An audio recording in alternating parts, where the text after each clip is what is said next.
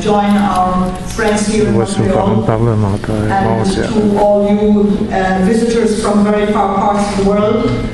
It's a pleasure to be here. We're looking forward to a very dynamic and interesting session, which will talk about or address the issue of free trade, though some people are coining the word, new words for this phenomenon, calling it forced trade, resistances and alternatives, popular alternatives. We have this evening a very distinguished panel.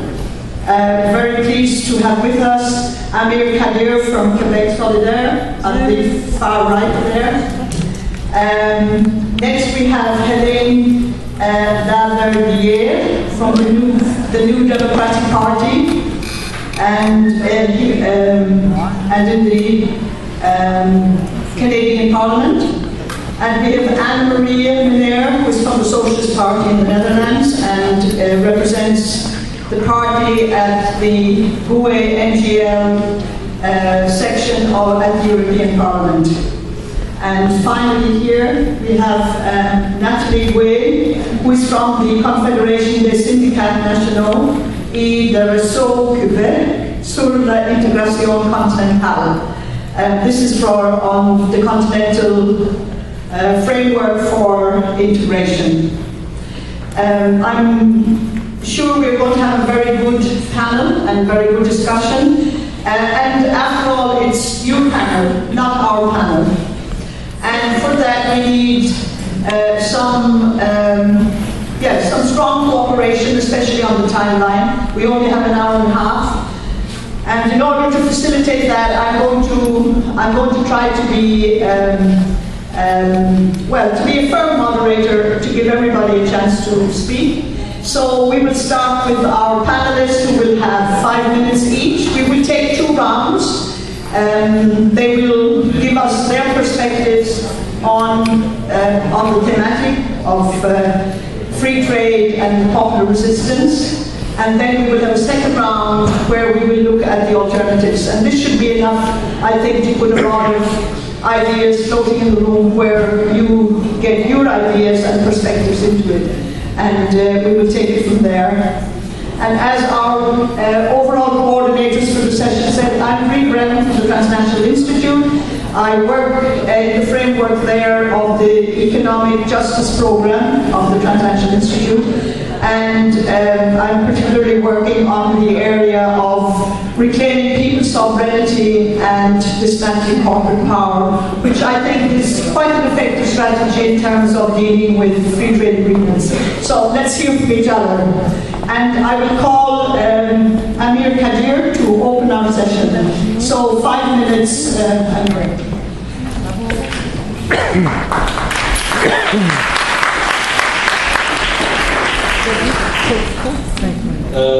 Welcome to everybody. Bienvenue tout le monde. Bienvenido a todos los invitados de internacionalistas.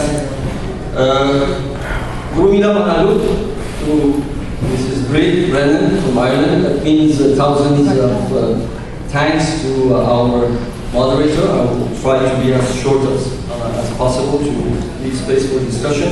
Canada and Quebec have had not the chance, but the bad opportunity to experience free trade for quite a long time. Je ne sais pas pourquoi je parle en anglais. Parce que je parlais à Bride juste l'instant d'avant. Donc nous avons eu l'opportunité malheureuse d'être impliqués dans des processus d'échange et de commerce forcé, comme ça a été dit, d'abdication des pouvoirs nationaux depuis assez longtemps. Rappelons-nous que dès le gouvernement conservateur de Mulroney à la fin des années 80, un accord a été signé avec les États-Unis, c'est étendu par la suite au Mexique, qu'on appelle l'ALENA, dont on peut tirer bien sûr beaucoup d'expérience. Il y a de nouveaux accords qui sont en cours de négociation et de ratification.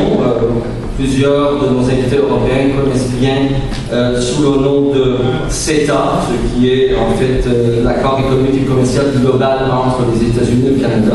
On l'appelle l'AECG ici, donc AECG, CETA.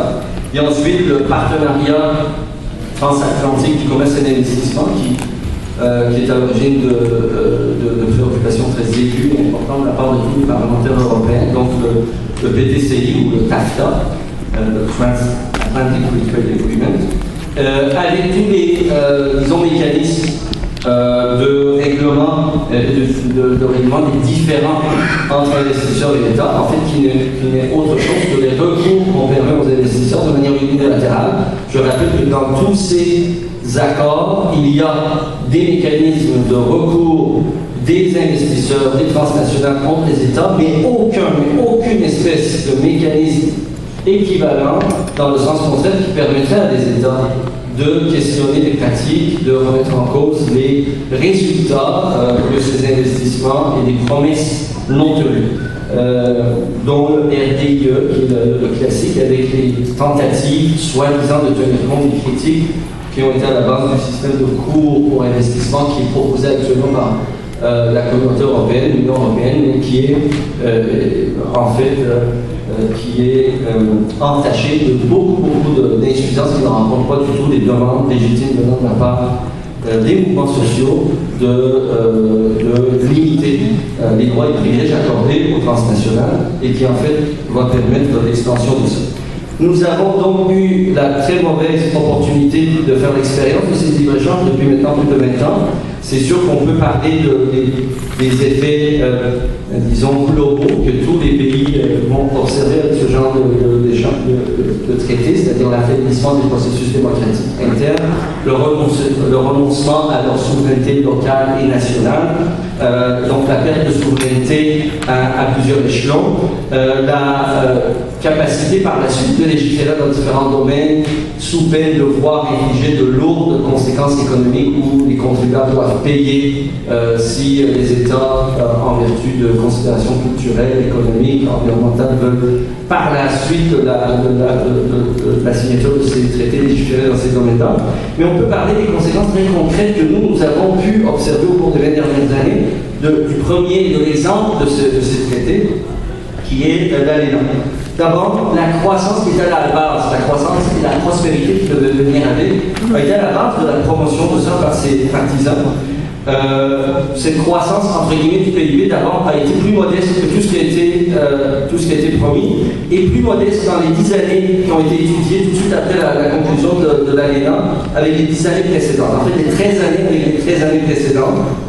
Pire, pour ce qui est de la population en général, ce qu'il faut retenir, c'est que la croissance des salaires qui ont accompagné l'augmentation phénoménale des échanges, le doublement en fait en peu de temps des échanges entre le Canada et les États-Unis, c'est accompagné d'une augmentation de 0,2% par année sur les 9 années suivantes du salaire moyen, du taux de salaire moyen, alors que dans les années précédentes, sans ces accords, c'était plus de 0,5%. Donc c'est une croissance de moins de moitié des retombées pour la population. On peut parler de diminution des investissements des grandes corporations internationales, transnationales, par opposition aux investissements qui étaient faits par les entreprises locales précédant les accords, qui fait en sorte que la recherche et le développement ont manqué, mais la productivité, qui était un des grands mensonges ou récits mensongers autour de ces échanges, ne se sont pas été au rendez-vous.